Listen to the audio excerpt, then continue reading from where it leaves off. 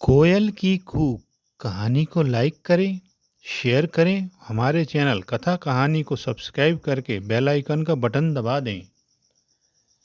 बीजापुर राज्य के शासक सुमंत ने कई उद्योग धंधे लगाए। उसने जंगलों को काटकर बहुत से मकान बनवाए, कारखाने बनवाए। परिणाम स्वरूप उसका राज्य आर्थिक रूप से सक्षम हो गया और वहाँ का जीवन स्तर ऊंचा उठ गया। लेकिन समय बीतने के साथ राज्य में वर्षा कम होती जा रही थी।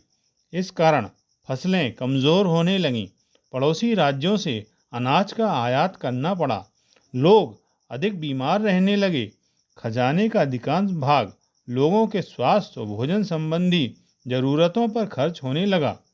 एक बार हिमालय से एक साधु बीजापुर राज्य में आए। सुमंत उससे मिलने गए।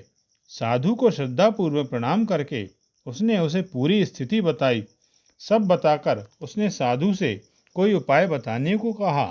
साधु ने कुछ देर के लिए अपनी आंखें बंद कीं और ध्यान लगाया। फिर वह बोला, तुम्हारी समस्याएं बीजापुर में कोयल के कूकने के दिन समाप्त होंगी।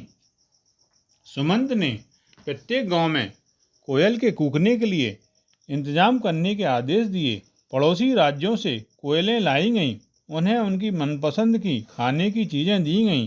फिर अधिकारी व्यग्रता से उनके गाने की प्रतीक्षा करने लगे। कई दिन बीत गए, लेकिन बहुत प्रयत्नों के बाद भी कोई परिणाम नहीं निकला। कोई कोयल नहीं कूकी। फिर यह सोचकर उन्हें उनके पिंजरों से बाहर निकाला गया कि शायद वे मुक्त होने पर गाएं, लेकिन फिर भी उनकी आवाज़ सुनाई न दी। वे सब वहाँ से उड़ गईं। सुमंत फिर से साधु की शरण में पहुंचा और उसे कोयलों से गंवाने की कोशिशों का सारा वृतांत बताया। साधु ने धैर्य के साथ उसकी हर बात सुनी। फिर उसने पूछा, क्या तुमने यह प्रयास बाहर के दिनों में किए? राजा ने उत्तर की उम्मीद में मंत्री की ओर देखा। मंत्री ने विनीत भाव से कहा, श्रीमान, बहुत समय पहले से ही हम मौसमों के बारे में सब कुछ भूल गए हैं। यहाँ तो पूरे साल गर्मियों जैसे दिन रहते हैं। साधु मुस्कुराया, जब तुम पेड़ काटकर जंगल नष्ट कर दोगे तो मौसम कहाँ से पाओगे? तुमने उद्योगों को बहुत अधिक महत्व दिया और अपने राज्य को पत्थर का बगीचा बना दिया। जहाँ कोई हरियाली ना हो वहाँ बादल कहाँ से होंगे? और जहाँ कोई हरियाली ना हो वहाँ कोयलें क्यों आएंगी? उन्हें क्या चीज़ अपना मुंह खोलने और गाने पर उकसाएगी?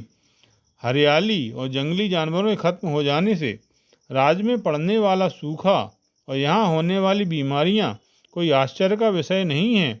यदि हम पर्यावरण की रक्षा करेंगे तो वह बदले में हमारी रक्षा करेगा। कम से कम इस स्थिति की गंभीरता को समझो और पेड़ लगाना शुरू करो। यह करने पर तुम्हें जल्दी ही तुम्हारी समस्याओं से छुट्टी मिल जाएगी। औद्योगिक विकास और मकान बनाना भी आवश्यक है, लेकिन इसके लिए पर्यावरण से हमारा ध्यान नहीं हटना चाहिए। जंगल नष्ट नहीं होने चाहिए।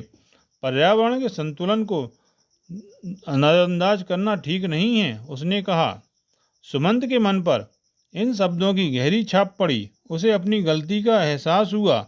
उसने तुरंत ही पेड़ लगाने और जंगलों की रक्षा की तैयारियां युद्ध स्तर पर शुरू करवाई। कुछ समय ही बाद उसके राज्य में भी हरियाली लौट आई और एक सुहानी सुबह जब मैं महल के बाहर टहल रहा था तो उसे कोयल के कूकने की आवाज़ सुनाई दी। आपने यह कहानी ध्यानपूर्वक सुनी, इसके लिए धन्यवाद। आपको यह कहानी कैसी लगी कृपया कमेंट बॉक्स में जाकर बताएं।